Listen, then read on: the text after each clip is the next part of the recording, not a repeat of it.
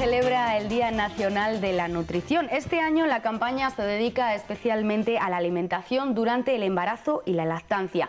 Vamos a tratar aquí en 8 Magazine diferentes aspectos nutricionales sobre este periodo y las consecuencias que pueden tener tanto en la mujer como en el niño. Para hablarnos de ello nos acompaña un miembro de la Asociación Nutricionista de Castilla y León, Itziar Martínez. Buenas noches, ¿qué tal? Buenas noches. Antes de que comencemos a hablar y de que puedas dar consejos a todas aquellas mujeres que nos estén viendo que estén embarazadas, 20 segunditos y regresamos.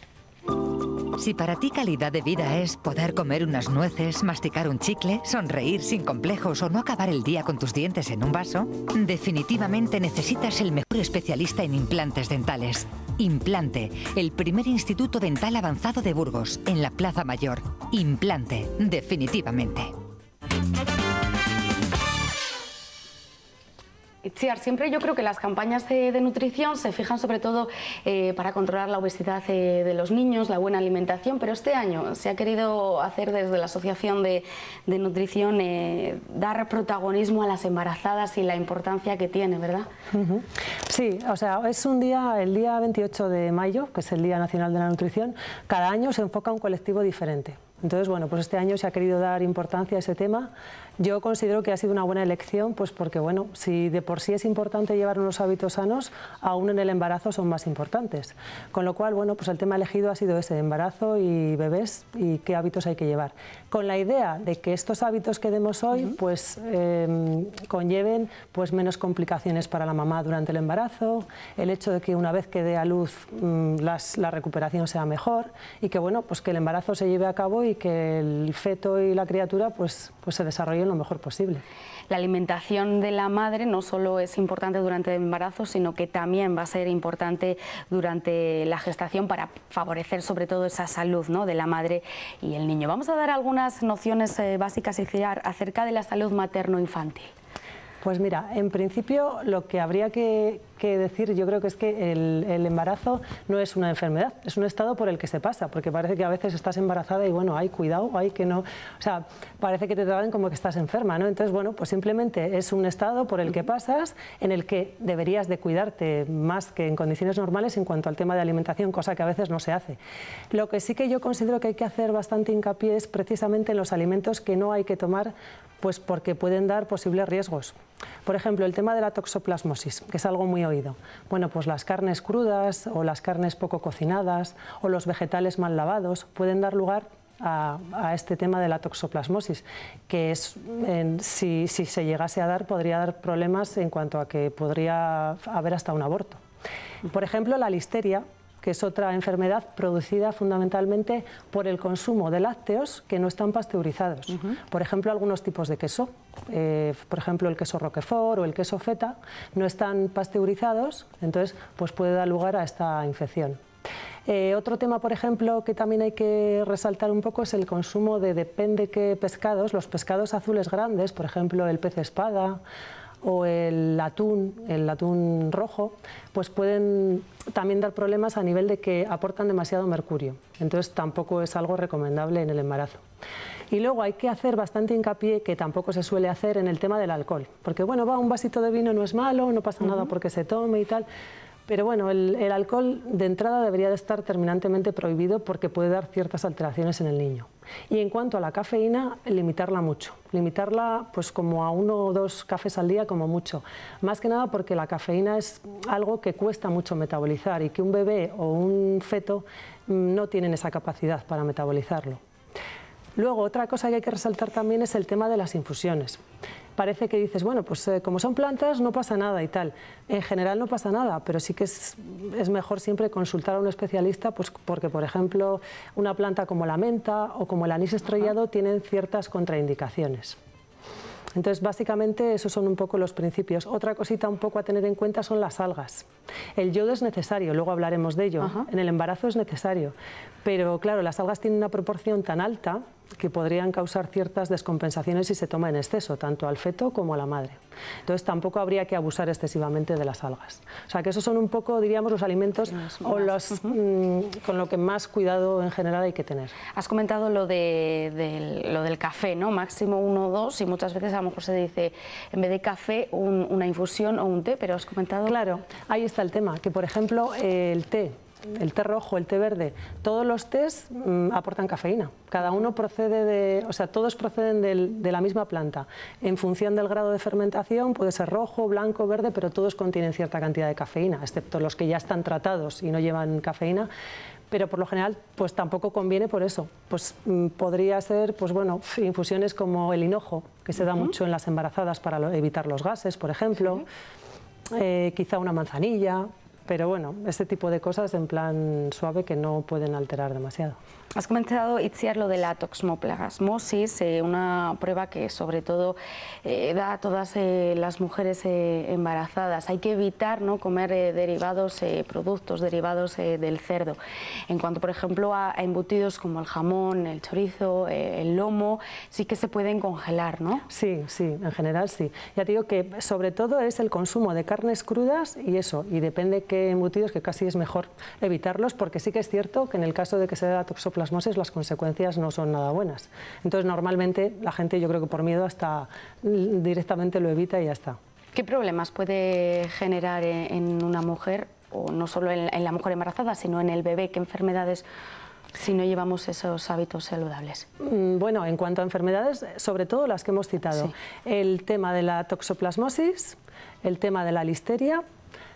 Otra enfermedad muy frecuente es la diabetes gestacional. Porque bueno, pues es diríamos que nuestro organismo, cuando asimila los alimentos, sobre todo los hidratos de carbono, al final los transforma en glucosa para que las células los capten y los utilicen como energía, ¿no? Entonces el tema es que bueno, pues hay un problema temporal, una diabetes gestacional que solamente normalmente dura los 9 meses del embarazo, que luego ya puede ser perfectamente que acabes el embarazo y no tengas ningún problema de diabetes. El tema es que, bueno, pues que tu organismo o bien secreta muy poquita insulina o bien tienes insulina, pero el páncreas no tiene la capacidad suficiente para expulsarla y metabolizar esa glucosa, con lo cual los niveles de azúcar suben mucho. Para evitar esto, para intentar mejorarlo, pues intentar disminuir los azúcares simples e intentar tomar más hidratos de carbono complejos para hacer que los niveles de glucosa sean más constantes y las fluctuaciones de glucosa sean más leves. No solo es importante lo que nos has comentado, estos consejos básicos, ¿no?, sobre la alimentación durante el embarazo, sino que también es importante durante la gestación. Has comentado lo del ácido fólico. Sí. Por ejemplo, bueno, en base a la alimentación te diré que las pautas generales que hay que llevar serían pues como 5 o 6 comidas al día, más bien 6 comidas al día, un desayuno, que es la toma más importante de alimentos del día, un almuerzo, una comida con un primer plato, un segundo y un postre lácteo por lo general, una merienda, una cena y en muchos casos una recena. Sobre todo se mantiene la norma de las 6 tomas en personas diabéticas, que tienen que tomar alimento cada menos tiempo. Sí, entonces, mira, precisamente este tríptico bueno, pues que están dando hoy por el Día de la Nutrición lo indica muy bien. Yo se lo aconsejo además precisamente a las mujeres embarazadas, porque te ponen todas las raciones que son aconsejables en el día, lo que hay que hacer, consejos durante la gestación, el peso incluso, ¿no? Que, bueno, pues, lo que se engorda también, etcétera. Está muy bien este tríptico. Sí, en general habla de eso, o sea, unos hábitos saludables deberían de ser sanos para todo el mundo, o sea, todo el mundo debería llevar más o menos estas pautas. Lo que pasa que bueno, se ha querido enfocar a este colectivo pues porque consideramos que bueno, pues es un día dedicado en concreto al tema y podemos resaltar a este colectivo en concreto. Pero ya te digo, las pautas generales serían esas, las 5 o 6 tomas diarias, el consumo, hidratarse bien, o sea, consumir más o menos entre 1,5 litros y 2 litros de agua al día. De por sí ya es necesario para cualquier persona, para todo el mundo, pero en el embarazo aún más. Además, si consumes agua también evitas problemas de estreñimiento. Otra premisa importante, pues no consumir grasas saturadas, evitar productos precocinados, evitar bollería, refrescos, todo lo que sean alimentos, diríamos casi con calorías vacías, intentar eliminarlos de la dieta. Basar las técnicas culinarias en tomar cosas a la plancha, al horno, al vapor, o sea, procurar cocinar con poco aceite. Y luego sí que es cierto que está terminantemente prohibido en el embarazo hacer dietas muy restrictivas. Quiero decir que puede haber personas que se tengan que controlar un poco la alimentación por un tema de diabetes o porque ya han comenzado el embarazo con mucho peso. Pero sí que es cierto que hacer dietas muy estrictas en calorías produce cuerpos cetónicos. Es decir, es un proceso que se produce cuando bajas demasiado la ingesta. El hígado produce unas sustancias que pueden causar daños a nivel cerebral, sobre todo, y a nivel cardíaco. Entonces, ¿qué pasa? Que esos cuerpos cetónicos pasarían a la placenta y a nivel del feto le podrían hacer mal, con lo cual no es bueno restringir excesivamente las calorías. Tampoco es bueno comer por dos, claro, como dicen algunos. Sí, además lo detalla aquí, no es necesario comer por dos, ¿no? Que siempre es lo que se oye, es que tengo hambre, pero es que tengo que comer por dos, claro. Es como la excusa que tienes. Entonces, hombre, sí que es cierto que las necesidades aumentan, pues bueno, pero en unas 300 o 500 calorías al día. O sea, que eso lo hacemos metiendo en el almuerzo de la mañana, en vez de una fruta y un pequeño bocadito de algo, o a la tarde unos frutos secos, y con eso lo haces. Lo que pasa que, bueno, yo creo que es ya la cosa de permitirte ciertos caprichos, ¿no? Itziar, como te he comentado, esto es durante el embarazo, pero durante la gestación, para aquellas mujeres que se quieran quedar embarazadas, también hay que llevar unos hábitos, ¿no? Sobre todo en el tema de que te quieras quedar embarazada, el tema de los hábitos, pues bueno, son lo que hemos acabado de hablar ahora, o sea, llevar el ritmo de comidas, intentar que la alimentación sea lo más variada posible. Cuanto más variada sea la alimentación, más equilibrada va a ser, porque más nutrientes vamos a meter. Pero eso lo decimos siempre, o sea, para que una alimentación sea equilibrada tiene que ser variada. Y el tema es que mucha gente pues restringe la alimentación solamente a las cosas que le gustan o a lo que le resulta más cómodo o más rápido. Entonces, bueno, eso por una parte. Y por otra parte, empezar a tomar complementos de yodo y de ácido fólico. Normalmente se aconseja las 4 o 12 semanas anteriores que ya se esté tomando.